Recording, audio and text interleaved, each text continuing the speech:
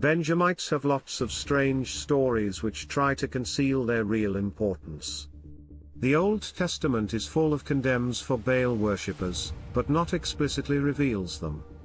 The first king was from Benjamites, but kingship is kingship, it must come from the blood of Canaanites. First King Saul is described as giant, so Nephilim origin is implied. The most important person in religious history, Saul, or later changed name Saint Paul, is also Benjamite. Mary Magdalene was also a Benjamite. So the core of the story is Benjamites, but always hidden in plain sight. Benjamites saw themselves special because they were the only child, born after the name change Jacob to Israel. So in a way they claimed to be the first and only son of Jacob.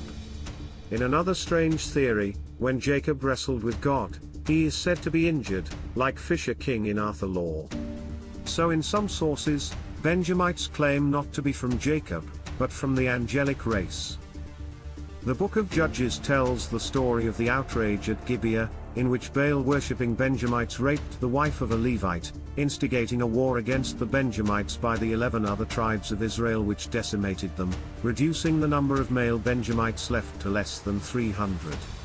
Here story is so weak, probably other tribes got angry because of another reason, probably Benjamites were demanding kingship.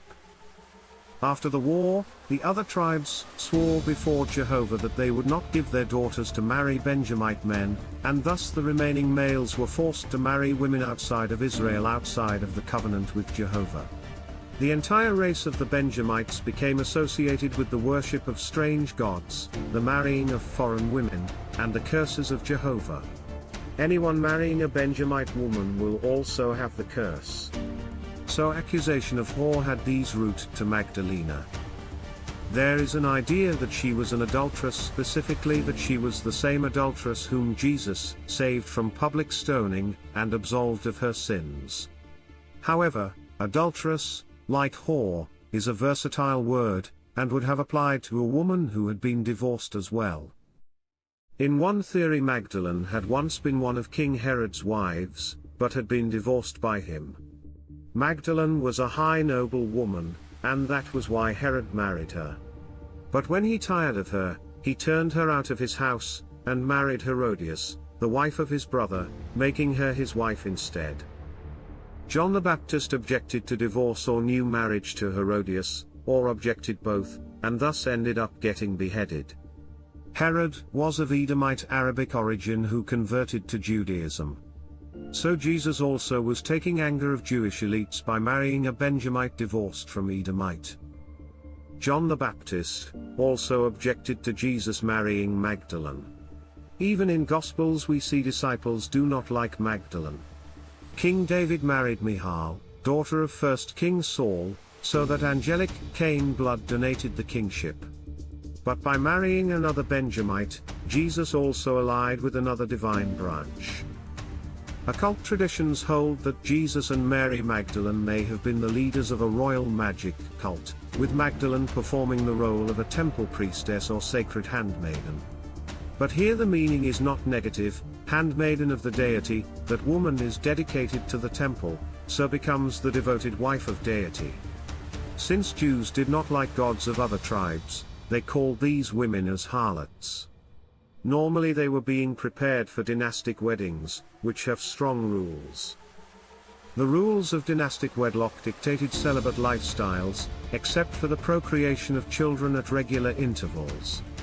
To perform the nuptial anointing rite was the express privilege of a messianic bride and performed solely at the first and second marriage ceremonies. Mary Magdalene anointed both his feet and his head with the sacred ointment. A September 1st anointing following the June betrothal feast at Cana, Mary Magdalene conceived in December AD 32, and would therefore have given birth to the first of her 3 children, a daughter Tamar, in the atonement month of September AD 33.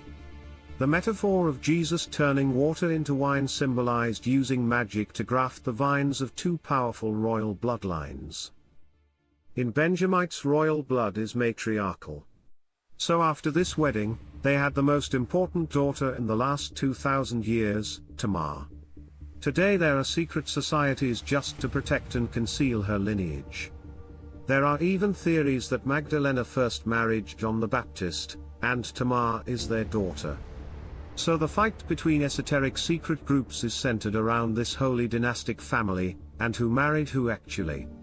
In the coming years, there will be lots of Christ and Antichrist claims, who will declare their lineages into these marriages.